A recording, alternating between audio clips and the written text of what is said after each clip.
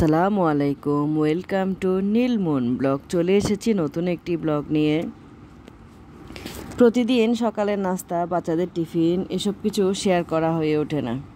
ওই যে দুপুরের রান্নাটা থেকে শেয়ার করতে পারি, তাড়াহুড়োর মধ্যে আসলে হয়ে ওঠে না।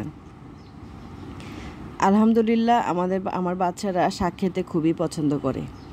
আমরা দুজনও শাক খেতে খুব পছন্দ করি। এই যে এখানে কলমি শাক নিয়ে এসেছে, আমি বাচ্চাদেরকে সব রকম শাকটা খাওয়ানোর চেষ্টা করি। কলমি শাকগুলো কেটে আমি ভেজে নিচ্ছি। কেটে ভালো করে ধুয়ে একদম সবুজ সবুজ করে ভেজে নিয়েছি। কলমি শাকের সঙ্গে মরিচটা পুড়িয়ে খেতে, লাল মরিচ খেতে আমার খুবই ভালো লাগে।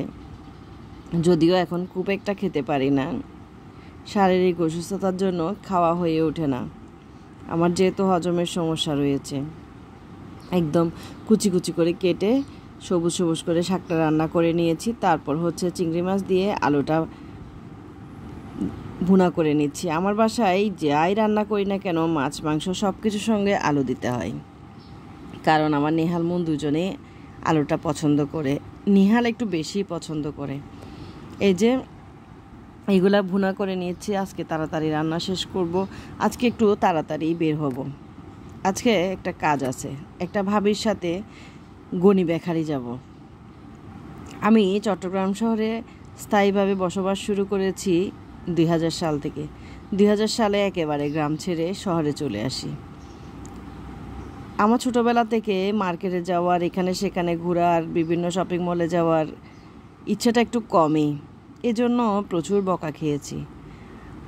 সবসময় ছোটো আপুই মার্কেটিং করে দিত। আমার মনে হতো কোনো কিছু একটা পরে প্রয়োজন মেটালেই হয়। তাই চট্টগ্রাম শহরে থেকেও আমার কোথাও যাওয়া হয়নি। আজ হঠাৎ করে এক ভাবির সাথে ইচ্ছে হলো গনি বেখারিটা চট্টগ্রামের একটা বিখ্যাত নাম, একজন বিখ্যাত মানুষ, বিখ্যাত একটা জায়গা।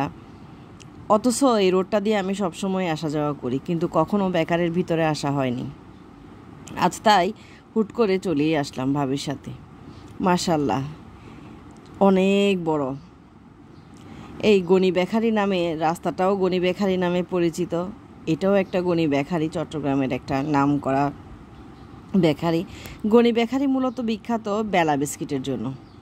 চট্টগ্রামে বেলা বিস্কিটটা মানুষ খুব পছন্দ করে। এই বেলা বিস্কিটের জন্য গনি বেখারিটা বিখ্যাত।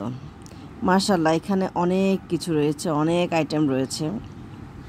যদিও বেলা বিস্কিটের জন্য বিখ্যাত, এই যে সেই বেলা বিস্কিট, তারপরও বিভিন্ন আইটেম রয়েছে তাদের বেকারিটাতে। দেখলাম অনেক বড় পরিসরে করেছে। মাশাআল্লাহ, খুব ভালো লাগলো দেখে। তারপরে দেখলাম সেই বিখ্যাত গনি সাহেবের ছবি, যার নামে গনি বেখারি, এবং এই রাস্তাটাকেও গনি বেখারি বলে পরিচিত। এখান থেকে বেশ কিছু কেনাকাটা করলাম নেহাল মনের জন্য। ভাবি আর আমি এরপরে চলে আসলাম। বাসায় আসার পরে একটা কদবেল নিয়ে শুরু হয়েছে আমার আর মনের যুদ্ধ। মন বলছিল যে মামাদের রাস্তার মধ্যে যে মামারা যেভাবে বানায় সেভাবেই বানাতে হবে।